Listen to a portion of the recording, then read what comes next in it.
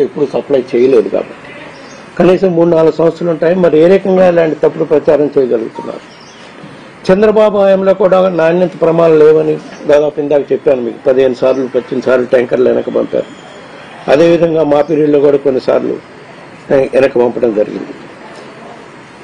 అలాగే ట్యాంకర్ను తిప్పి పంపాం మా పీరియడ్లో కూడా. నేరుగా ఒకసారి నాకు కంప్లైంట్ వస్తే పరీక్షలు చేయించి సంబంధిత కంపెనీని కూడా బ్లాక్ లిస్టులో పెట్టడం జరిగింది. అట్లాంటి ఉద్దేశాలకు పోవాలనుకుంటే కంపెనీని బ్లాక్ లిస్టులో ఎందుకు పెట్టాల్సిన అవసరం ఉంటుంది మాకు? మేము కిలో నెయ్యి 326 రూపాయలకే కొనుగోలు చేశాము. అందువల్లే కల్తీ నెయ్యి కావటం వల్ల ఇంత తక్కువ ధరకి వచ్చిందనే ఒక దుష్ప్రచారం కూడా జరుగుతుంది. వాస్తవం ఏమిటంటే లడ్డు ప్రొక్యూర్మెంట్కి ఇది ఘీ ప్రొక్యూర్మెంట్కి ప్రతి 6 నెలలకి ఈ రేట్లు మారుతూ ఉంటాయి. ఎందుకంటే టెండర్లో ఒక 6 నెలలకు ఒకసారి పిలుస్తుంటారు. కాబట్టి ఒక సందర్భంలో ఒకసారి మాత్రమే ఈ రేటు ఉంటుందని చెప్పలేం.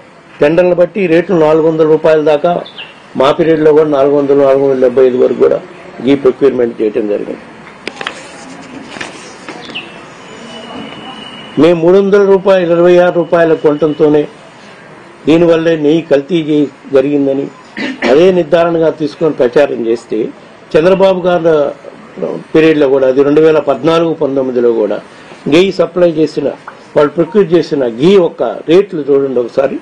276 రూపాయలు, 279 రూపాయలు కిలో, 295 రూపాయలు. మరి ఈ సప్లై చేసిన పీరియడ్లో కూడా ఈ కల్తీ జరిగినట్టే భావించాలా? అందుకనే సిట్ విచారణ సమయంలో నేను వాళ్ళు రిక్వెస్ట్ చేశాను, 2 విషయాలు మీరు క్లారిటీగా చెప్పండి అని. మీరు 2014 నుంచి 19 వరకు సప్లైస్ మీదే దృష్టి పెట్టి ఎంక్వైరీ చేస్తున్నారు. మీరు చెప్పేది నిజమైతే ఈ విధంగా కల్తీ జరుగుతుంటే అంతకుముందు నుంచి కూడా ఉండే ఉంటుంది. సో అంతకుముందు 10 సంవత్సరాలు 15 సంవత్సరాలు మరి ముఖ్యంగా 2014 నుంచి 19 పీరియడ్లో కూడా ఇదే మాదిరిగా రేట్లు కొన్నారు కాబట్టి అప్పటి నుంచి కూడా సప్లై చేసిన వాటిపై కూడా ఎంక్వైరీ చేయాలని చెప్పి డిమాండ్ చేయడం జరిగింది. అప్పుడు ఏ ప్రభుత్వం అన్నా ఉన్నాయండి.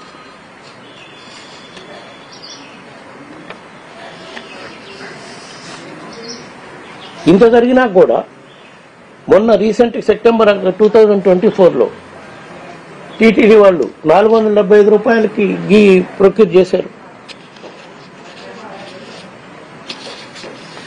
అది కూడా కల్తీ జరిగిందంట. కల్తీ నేయాలంటారా? టీటీడీ కార్యక్రమాల నుంచి ఆర్థికంగా లాభపడాలని, అందులో అవినీతి చేయాలన్న తలంపు కానీ ఆలోచన కానీ నాకు ఏ రోజు నాకు కానీ నా కుటుంబ సభ్యులకు కానీ లేనే లేదు. అలాంటి ఊహ కూడా ఏ రోజు నాకు రాలేదు. చేసుకోవాలన్న ఆలోచన కూడా నాకు ఏ రోజు రాలేదు. టీటీలో నెయ్యి సప్లై అన్నది ఒక అంశమే. ఇవి కాకుండా టీటీలో విలువైన పనులకు, వివిధ సప్లైల కోసం 100 కోట్ల విలువైన టెండర్లు, కాంట్రాక్టుల కోసం ప్రతి సంవత్సరం ఖర్చులు పెడుతూ ఉంటారు. కానీ వాటిపై కూడా ఎక్కడా నాపై ఒక ఆరోపణ ఇప్పటి వరకు లేదు. ఎస్పెషల్లీ తిరుపతిలో నిర్మించే శ్రీనివాస్ సేతు నిర్మాణం